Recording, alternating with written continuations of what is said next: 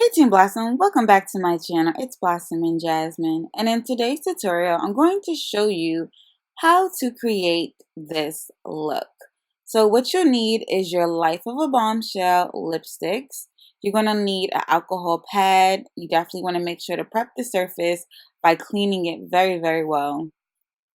But you're going to need your glue. I use acrylic glue. You can use Gem Tac. You can use whatever you want. If you want to use E6000, I would recommend any one of those glues.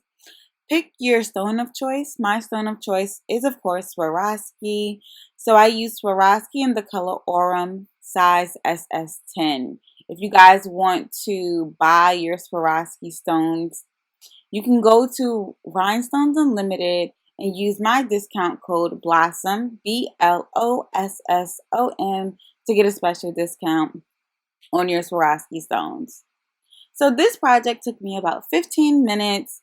It was really quick and easy to cover this one side.